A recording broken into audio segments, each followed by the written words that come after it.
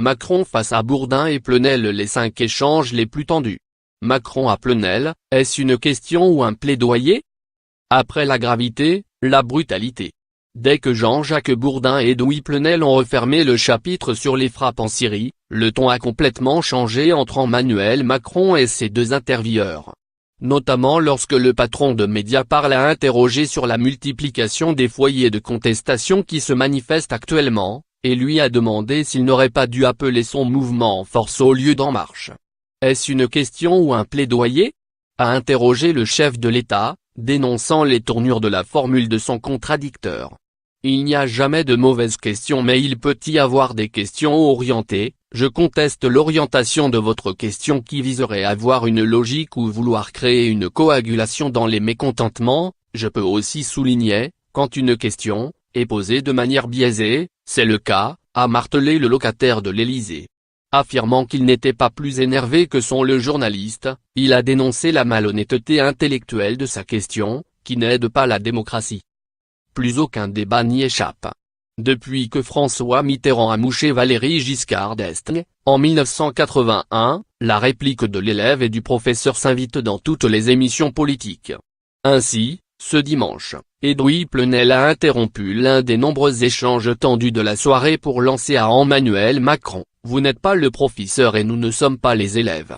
Au détour d'une autre question, Emmanuel Macron lui a répondu: « Ni vous ni moi ne sommes des juges autour de cette table. Vous êtes des intervieweurs, je suis le président de la République, et nous sommes dans un débat démocratique ». Il a rendu coup pour coup. Après avoir été accusé de protéger certains de ses amis milliardaires qui pratiqueraient de l'évasion ou de l'optimisation fiscale, Emmanuel Macron s'est défendu de toute complaisance vis-à-vis de qui que ce soit. « Je n'ai pas d'amis, de là où je suis », a-t-il assuré, fustigeant les insinuations de ses intervieweurs. La discussion s'est ensuite transformée en un échange personnel entre Edoui Plenel et lui, lors duquel le président a directement ciblé le patron de Mediapart.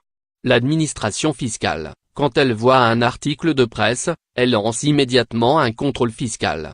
Vous avez même pu en souffrir parce que vous avez vous-même décidé de vous affranchir des règles fiscales.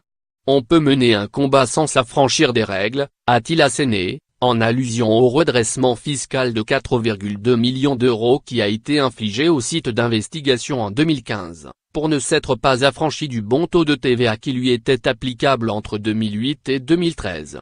Accusé d'être mesquin, Emmanuel Macron a ensuite repris sa diatribe: « Vous avez payé, c'est très bien ainsi, ne me faites pas procès en dignité ou en indignité, l'administration fiscale n'a pas toujours besoin de Mediapart ou des journalistes pour lancer des enquêtes », a-t-il conclu.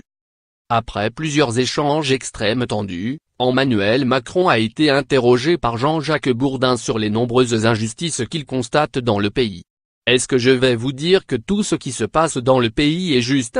Non. Est-ce que j'entends la colère des salariés? Oui », a d'abord martelé le chef de l'État. Puis, alors que le journaliste de RMC/BFM TV jugeait que la mission du président était très simple en la matière, le locataire de l'Élysée s'est agacé. « Je vous remercie de me donner des instructions sur ce que je devrais faire. Je suis très sensible à cela. » Y aura-t-il un mai 2018? Alors qu'Edoui Plenel demandait à Emmanuel Macron s'il célébrait mai 68 à sa manière en fustigeant l'attitude des étudiants qui bloquent plusieurs universités en France et en délogeant les zadistes qui continuent à occuper Notre-Dame-des-Landes, le chef de l'État s'est étonné de cette question. « Comme vous y allez », a-t-il d'abord raillé, avant de lancer à son contradicteur: « Il ne faut pas dire tout et n'importe quoi.